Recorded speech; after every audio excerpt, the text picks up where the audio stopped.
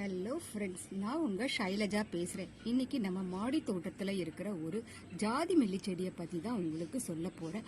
அதை தான் பார்க்குறீங்க. பாருங்கள், என்னோட ஜாதி மல்லி செடி ரொம்ப குட்டி செடி தான். ஆனால் பூக்கள் பாருங்கள், நிறையவே மொட்டுக்கள் விட்டு இருக்குது. பூக்களிலேயே அதிகமாக மல்லிப்பூவிலேயே வாசனையான பூச்செடின்னு சொன்னால் இது ஜாதி மல்லி தான். அந்த ஜாதி மல்லியை பார்க்கவும் அழகாக இருக்கும், பூவை கட்டுறதுக்கும் ரொம்ப ஈஸியாக இருக்கும். என்னோட ஜாதி மல்லியை பாருங்கள், ஒரு காம்புலேயே எவ்வளவு மொட்டுக்கள் வந்திருக்கு பாருங்க. இதுக்கு ரொம்ப சின்ன குட்டி செடி தான் இது. என்னோட மாடி தோட்டத்தில் போட்டிருக்கு. நானே சின்னதாக ஒரு பந்தலும் போட்டு வச்சிருக்கேன். அதுலேயே கொடி பாருங்க எவ்வளோ தூரம் படர்ந்து வந்திருக்குது. கொடி எல்லாம் நல்லா பெருசாக வரக்கூடிய செடி தான் இது. ஆனால் இது மாடி தோட்டத்தில் போட்டிருக்கிறதுனால ரொம்பவும் பெருசாக வர சான்ஸ் கொஞ்சம் கம்மி தான். ஏன்னா இது தரையில் நம்ம வச்சுருந்தோம்னா அழகாக வளர்ந்துருக்கும். ஆனால் மாடி தோட்டத்தில் சின்ன பேக்கில் வச்சதுனால தான் இது கம்மியாக பூக்குன்னு நினைக்கிறேன். ஆனாலும் பூக்கள் எல்லாம் பாருங்கள், நல்ல பெருசாகவே மொட்டுக்கள் வந்திருக்கு. மொட்டுக்கள் எல்லாம் நல்ல நீளமாக இருக்குது பாருங்கள். அதுவும் முனையில் பாருங்கள் நிறைய மொட்டுக்கள் வருது.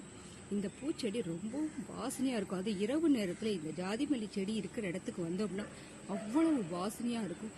இந்த ஜாதி மல்லி செடிக்கு அதிக பராமரிப்பும் தேவை கிடையாது. சாதாரணமாக தண்ணி ஊற்றி வேப்பங்கரைசல் ஊற்றி விட்டாலே போதும். மாட்டு சாணத்தோட உரம் மட்டும் போட்டிங்கன்னா பூக்கள் நிறையவே பூக்கும். இது சீசன் தான். வருஷத்தில் ஒரு 4 மாதம் நல்லாவே பூக்கும். பூக்கும்போது கொத்தாவே நிறைய பூக்கள் கொடுக்கும், நிறைய மொட்டுக்களும் வரும். அதுக்கப்புறம் சீசன் முடிஞ்ச உடனே நீங்கள் செடியை நல்லா கவாத்து பண்ணி விட்டுட்டீங்கன்னா அடுத்த சீசனுக்கு பூக்கள் நிறைய கொடுக்க ஆரம்பிச்சிடும். ஆனால் நீங்கள் சீசன் முடிஞ்ச உடனே செடியை கட் பண்ணி விடாமல் விட்டிங்கன்னா செடி மட்டும்தான் வளருமே தவிர பூக்களே எடுக்காது. செடி மட்டும் காடு மாதிரி வளரும். ஆனால் அந்த சீசன் முடிஞ்ச உடனே நீங்கள் அழகாக வெட்டி விட்டீங்கன்னா குட்டி செடியிலே உங்களுக்கு பூக்கள் நல்ல உங்கள் வீட்டுக்கு தேவையான பூக்கள் கொடுத்துரும். அதுவும் பூக்கள் பாருங்கள் நல்ல நீளமாக நல்ல பெருசாக அரும்புகள் வளரும். அதுவும் நல்ல கிளைகள் போகும். நம்ம அங்கே இந்த மாதிரி முனக்கிளைகளை கட் பண்ணி விட்டிங்கன்னா இதுலேருந்து பக்க கிளைகள் வந்து நிறைய பூக்கள் செடிகளும் வளர ஆரம்பிச்சிடும். அதே மாதிரி நம்ம செடியோட அடிப்பகுதியில் பாருங்க, சில செடிகள் காஞ்சிருக்க மாதிரி இருக்கும் இலைகள் தான்.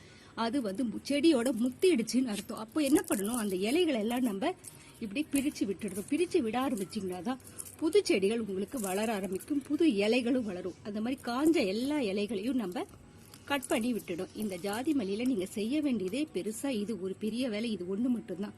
அதே மாதிரி அந்த மண்கலவையில் பாருங்க, பக்கத்தில் ஏதாவது வேண்டாத செடிகள்லாம் முளைச்சிருந்தா அதெல்லாம் சரி பண்ணி எடுத்துருங்க. அதெல்லாம் இருந்தால் இந்த செடிகள் வளர்றது கொஞ்சம் கஷ்டப்படும். அப்புறம் மண்கலவையை மட்டும் கொஞ்சம் இந்த மாதிரி லூஸாக வச்சுக்கோங்க. இதை தவிர நீங்கள் இந்த ஜாதி மல்லி செடிக்கு பெருசாக எந்த இதுவும் நீங்கள் கேரும் எடுக்கணும்னு அவசியம் கிடையாது. பூக்கள் நிறையவே பூக்கக்கூடியது தான் இந்த ஜாதி மல்லி செடி.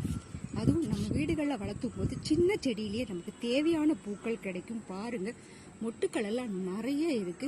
நீங்களும் மாடி தோட்டத்தில் இது போல ஒரு ஜாதி மல்லி செடியை வச்சிங்கன்னா வீட்டுக்கு நல்ல வாசனையா இருக்கும். அதுவும் வாசல்ல என்ட்ரன்ஸ் எல்லாம் வச்சிங்கன்னா ஆர்ச்சி மாதிரி போட்டு வைக்கும்போது பார்க்கவே அழகா இருக்கும். இரவு நேரத்தில் அதன் அருகில் போனீங்கனாலே உங்களுக்கு வாசனை அப்படி கொடுக்கும். பூக்களும் நிறைய கொடுக்கும். நீங்களும் ஒரு சின்னதாக மாடி தோட்டத்தில் வைக்கிறவங்க இந்த மாதிரி ஒரு சின்ன கொடி செடிகளையும் வச்சிங்கன்னா உங்கள் வீட்டில் பார்க்கவும் அழகாக இருக்கும்.